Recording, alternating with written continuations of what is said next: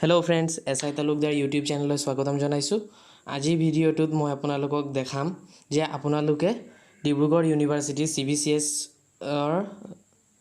Examination form fillupৰ payment কেনেকৈ কৰিব পাৰিব। কিছুদিন পূৰ্বে মই সেকেন্ড সেমিষ্টাৰৰ CBCS form fillup কেনেকৈ কৰিব তাৰ ওপৰত এটা ভিডিও বনাইছিলো। এতিয়া হে তাৰে পেমেন্ট কেনেকৈ কৰিব পাৰিব হেতু মই দেখাই দি আছো। আৰু কিছু মানে কৈছে যে তেওঁলোকে ফৰ্মখন সাবমিট কৰাৰ পাছত আকৌ যেতিয়া লগইন কৰি চাইছে তেনে হলে এৰৰ দেখাইছে লগইন নাই হোৱা। তেনেকুৱা ধৰণৰ যদি প্ৰবলেম আপোনালোকৰো হৈ আছে তেতিয়া হলে তাৰ সলিউশনটো মই দি আছো। আপোনালোকে ভিডিওটো হেকলৈকে চাই থাকক। প্ৰথমতে ইয়াত আপোনালোকে dibruexam.in লিখি সাৰ্চ কৰি দিব। সাৰ্চ কৰাৰ পাছত ওপৰত যেটো অপচন ওলাব তাতে ক্লিক কৰি দিব। ক্লিক কৰাৰ পাছত ইয়াত যেটো বক্স দেখিছে এই বক্সটোত ক্লিক কৰি ইয়াত এক্সাম ফৰ্ম লগইনত ক্লিক কৰিব। ক্লিক কৰাৰ পাছত ইয়াত এক্সাম লগইনৰ অপচন আহি গৈছে। ইয়াত প্ৰগ্ৰামত আন্ডাৰ গ্ৰেজুৱেট সিলেক্ট কৰিব, UG সিলেক্ট কৰিব। ইয়াত মোবাইল নম্বৰটো এন্টাৰ কৰি দিব। তাৰ পাছত ইয়াত পাসওয়াৰ্ডটো দি দিব। পাসওয়াৰ্ডটো দিয়াৰ পাছত ইয়াত লগইনত ক্লিক কৰি দিব। চাওক ফ্ৰেন্ডস, মই লগইন কৰাৰ লগে লগে ইয়াত দেখাইছে another login is already open in your browser। যদি এনেকুৱা ধৰণৰ দেখায় তেনে হলে ইয়াত ওকেত ক্লিক কৰিব। ওকেত ক্লিক কৰাৰ পাছত ইয়াত ওপৰত যে তিনিটা ডট দেখিছে এই ডটত ক্লিক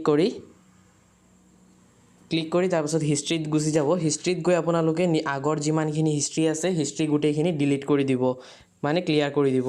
ইয়াত ক্লিয়াৰ ডাটাত ক্লিক কৰিছো, ইয়াত ক্লিয়াৰত ক্লিক কৰি দিছো। চাওক ফ্ৰেন্ডস, মোৰ হিষ্ট্ৰী গুটেইখিনি ক্লিয়াৰ হৈ গৈছে। তাৰ পাছত ইয়াৰ পৰা কাটি আমি আকৌ নতুনকে dibruexam.in ত গুছি যাম। সাৰ্চৰ পাছত এক্সাম ফৰ্ম লগইন।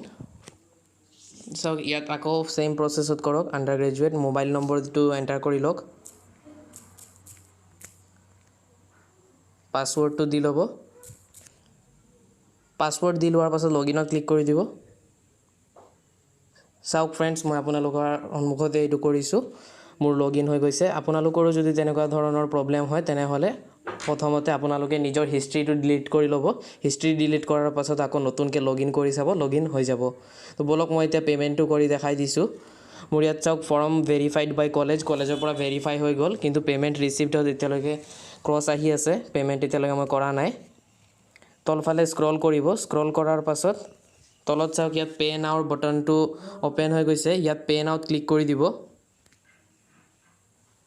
ক্লিক কৰাৰ পাছত চাওক এনেকুৱা ধৰণৰ ইন্টাৰপেজ এখন খুল খাইছে।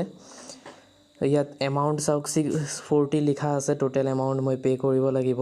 প্ৰথমতে ইয়াত ক্ৰেডিট কাৰ্ড সিলেক্টেড হৈ আছে। আপোনালোকৰ কাৰ্ড যি হয় ডেবিট কাৰ্ড বা ক্ৰেডিট কাৰ্ড যি কাৰ্ড হয় তো আপোনালোকে হেমতে সিলেক্ট কৰি লব। মোৰখন ডেবিট কাৰ্ড হয় তো মই ইয়াত ডেবিট কাৰ্ড সিলেক্ট কৰি লৈছো। সিলেক্ট কৰাৰ পাছত প্ৰথমতে ইয়াত চাওক কাৰ্ড নাম্বাৰ এন্টাৰ কৰিব দিছে। প্ৰথমতে ইয়াত কাৰ্ড নাম্বাৰটো এন্টাৰ কৰি লম। তাৰ পাছত ইয়াত এক্সপায়াৰি ডেটটো প্ৰথমে ইয়াত মান্থটো এন্টাৰ কৰি দিব। তাৰ পাছত ইয়াৰটো দি দিব। আপোনাৰ কাৰ্ডখন কিমান তাৰিখে মানে এক্সপায়াৰ হ'ব হেতু কাৰ্ডৰ ওপৰতে দিয়াই থাকে। ভ্যালিড আপ টু বুলি লিখা থাকিব চাব।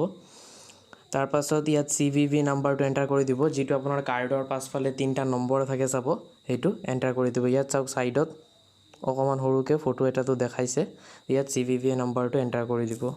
নাম্বাৰটো এন্টাৰ কৰাৰ পাছত ইয়াত মেক পেমেন্টত ক্লিক কৰি দিব।